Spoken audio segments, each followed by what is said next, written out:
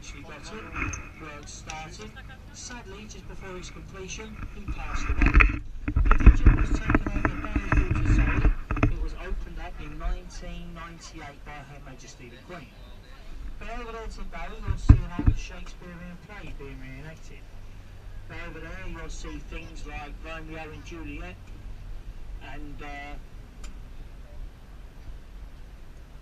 one of the other good ones as well. In front of us now, the Southwark Road Bridge opened in 1925, originally built to relieve the strain from the old London Bridge. It's actually the narrowest and the most least used of all the road crossings to pass through the 1 square mile, City of London. Before we go through the bridge though, look up above it, and on the right hand side, the way to the skyline, we have the Shard. The Shard is now the tallest tower block in Western Europe. It stands 1,016 feet tall.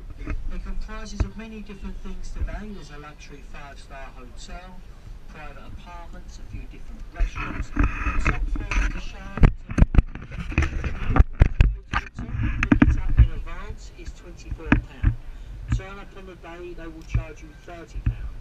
Also, if you do turn up on the day, there's no guarantees of going up there, because they do now say it's getting booked up to weeks in advance.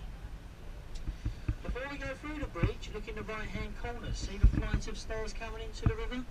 Now this is Southwark Causeway, also known as Wren's Stairs, as it was on them stairs Sir Christopher Wren used to build a small rowing boat before being rowed across the river every morning to be supervise the building of St Paul's Cathedral. As we pass through this bridge, in front of us is another bridge, the Cannon Street Railway Bridge, and yeah, that's about it really. Other than that, there's no historical interest to this bridge whatsoever. Before we go through the bridge, in the right hand corner, here's a very old and historical pub on the banks of the Thames, the Anchor Bankside. Later on this year, I think it's the 4th of August actually, that pub will be 400 years old. Over the years, it's been frequented by many famous people, the likes of Dr. Johnson, Samuel Pepys, two of the country's most famous diarists. Out of all the riverside pubs, that is probably, well, that's personally my favourite. I've been to a few of them, purely for research. Now once we pass down through the bridge, coming up on the right, we have a small sailing ship in Wet Dock, a replica of Sir Francis Drake's old ship, the Golden Hind. Now Francis Drake was the first Englishman to navigate the world. So this is a replica ship built down in Devon about 35 years ago to commemorate Drake's voyage. Been around the world 3 times, 2 more times in the original. Today it's made up as a museum. You go on there, there's all the history of Sir Francis Drake. In front of us, the new London Bridge, the 4th London Bridge to span the river at this point. First one was erected by the Romans in AD 43. The present day bridge was erected by McAlpine in 1973.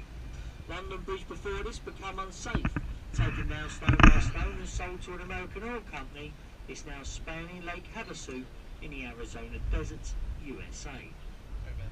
Before we go through the bridge, look to the right. In the gap between the buildings coming up is the lovely Southwark Cathedral. There has been a place of worship over there since the 12th century. It's the second oldest place of worship in the bounds of London. And it was over there where a man called John Harvard was baptised, the son of a local tradesman. He went over to America and he founded the Harvard Library, which in turn became a part of the Harvard University in Massachusetts, USA. Now once we pass down through the London Bridge, look to the left, you're only going to get a quick glimpse. In this gap between the buildings coming up is a tall stone column with a golden top. It is Sir Christopher Wren's monument to the Great Fire of London of 1666.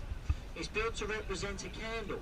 They do say it was a candle which started the fire in a baker's shop in Pudding Lane. If you lay that on its end in an easterly direction, it would touch the point of where that baker's shop once stood.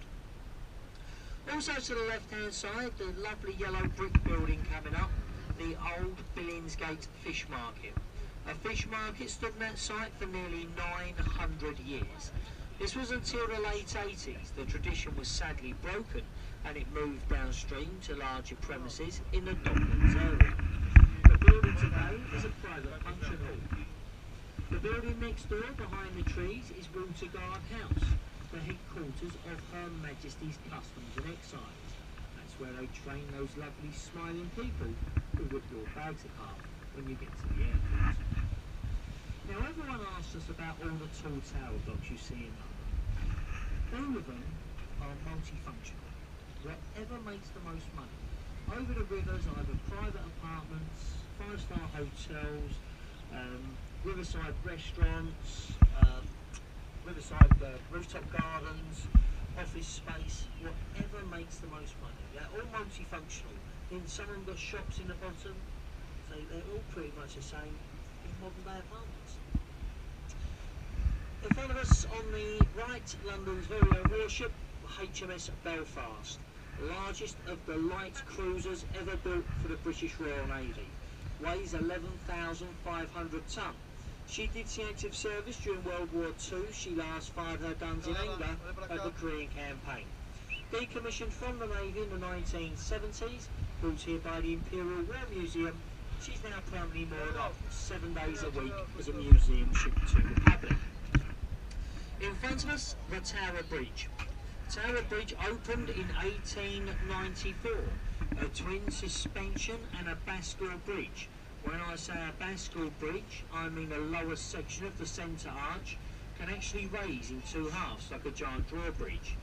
Each one of these weighs over 1,100 tonne and can be raised in under 90 seconds to allow larger shipping in the upper port of London.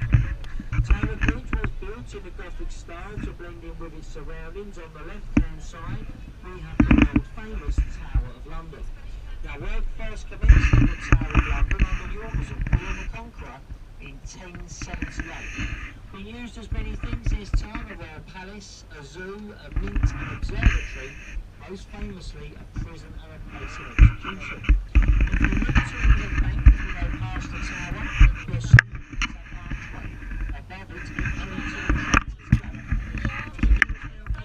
trees at the Palace of Westminster, leading the road down the river, and up that once open archway, up onto Tower Hill where you've then been executed. The oldest part of the tower is the part with the four turrets. It's called the Norman's Keep. If you look to the four turrets, see the gold pennants, the gold crowns on the top. That's the stake still to this day that that building is a royal palace. However, none of the royal family ever stay in the tower overnight, because the only ones who do come down the following day on Tower Bridge. Well, folks, we're now going to pass down through the Tower Bridge.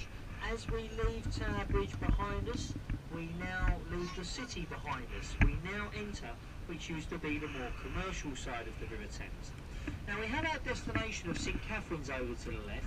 However, we're not due in for a couple of minutes, so what we'll do, we'll just go down past the pier ever so slightly. If I could ask you, once you take your photos, if you could please take to a seat and stay in your seats until we do get safely alongside the pier. This is for your own safety. But as I say, we're just going to go past the pier ever so slightly. On the left, coming up, is the old entrance to the St Catherine's dock. When this was a working dock, this used to house all of our expensive cargoes. Tea, silver, gold, ivory, wine, spices. Well, St Catherine's dock today still specialises in expensive cargoes. But today it's in the form of luxury yachts. It's been turned into a yachting marina. As well as the yachts, a few of the old Thames sailing barges, an old Thames steam tug, even a few of the Dunkirk little ships which we used to evacuate the beaches of Normandy. It's a lovely place to have a wander around. It isn't only the boats, within the old warehouses, lots of bars, shops, restaurants, a few pubs over there. A lovely place to have a wander around. Now, as I say, folks, we're just going to be a few minutes till we get alongside. We've got to let this boat on the way up, so it's got to stop there, so we're going to be there for a couple of minutes. Please remain seated. Now, once we do get alongside, everyone on board with tickets for Greenwich. This is where you must leave us. Leave this boat, wait on the pier, the next Greenwich boat will be in very shortly. This boat will now turn, head directly back to Westminster, and returning boats throughout the day are every 40 minutes. Last boat tonight, please be here by 20 past 5 to guarantee your last departure. Well folks, as we're coming to the end of the trip, it also brings me to the end of the commentary. Now I do hope what I've been saying to you has made your trip a little bit more enjoyable. Who knows, maybe even interesting to continue. As I pointed out before I started, I'm sure you've probably already realised, we're not professional guides on these boats, but unfortunately none of the Thames pleasure boats actually employ professional guides. All they do